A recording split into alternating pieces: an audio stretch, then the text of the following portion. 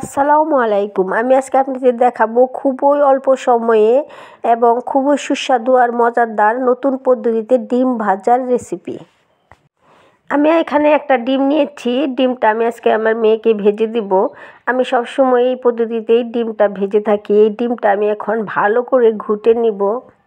ডিমটা কাঁটা চামচ দিয়ে আমি বেশ কিছুক্ষণ ভরে ঘুটবো, যাতে ডিমটা একদম পানির আকারে হয়ে যায়। যেই পর্যন্ত পানির আকার না হয়, একদম না হয়, সেই পর্যন্ত আমি ঘুরতেই থাকবো। এই দেখুন, আমি ঘুটেছি, ঘুরতে ঘুরতে একদম পানির আকার করে ফেলেছি, যাতে এখানে কোনো প্রকার বিজল বা কোনো থাকে না।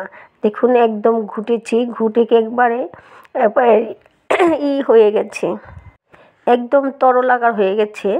এখন আমি এখানে পেঁয়াজ নিয়েছি আর কাঁচামরিচ নিয়েছি। এই কাঁচামরিচ আর পেঁয়াজ দিয়ে এখন আমি এই ডিমটা ভাজবো। ডিমটা ভাজার জন্য প্রথমে আমি একটা কড়াই নিয়েছি। কড়াইটা ভালো করে গরম করে এর মধ্যে দিয়ে দিচ্ছি পরিমাণ মতন তেল।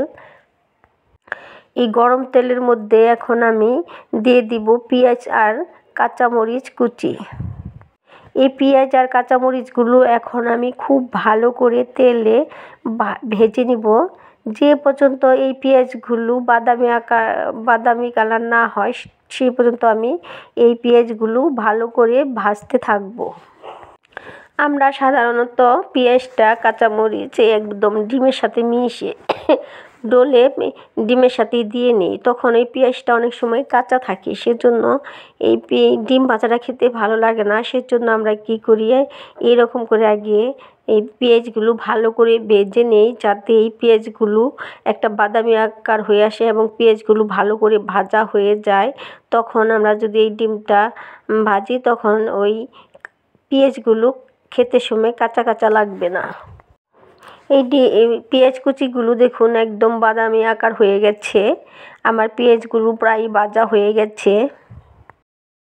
আমরা সাধারণত এরকম করে কখনো ডিম ভাজি না। আপনারা এইভাবে ডিমটা ভেজে নেবেন, দেখবেন সেই ডিম ভাজিটা খেতে অনেক ভালো লাগবে এবং পেঁয়াজ কাঁচামরিচগুলো কাঁচা কাঁচা লাগবে না। এখন আমি এর মধ্যে দিয়ে দিব এই ডিমটা ভালো করে ঘুটে রেখেছিলাম, সেই ডিমটা এখন আমি এর মধ্যে দিয়ে দিলাম। ডিমের এক পিঠটা আমি এখন ভালো করে ভেজে নিব। ডিমের ওই পিঠটা ভালো করে ভাজা হয়ে গেলে আমি উল্টে নেব।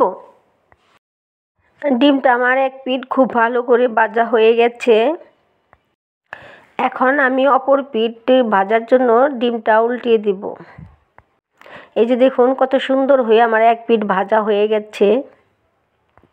এখানে পেঁয়াজগুলো কাঁচামরিচগুলো আর কাঁচা কাঁচা থাকবে না, কারণ ডিমটা খুব তাড়াতাড়ি ভাজা হয়ে যায়। সেজন্য আমরা ডিম আর কাঁচামরিচ একসাথে ভাজার সময় কাঁচামরিচ আর পেঁয়াজটা একদম কাঁচাই থেকে যায়। আমি এখন এই ডিমটা উল্টে পাল্টে ভালো করে ভেজে নিলাম।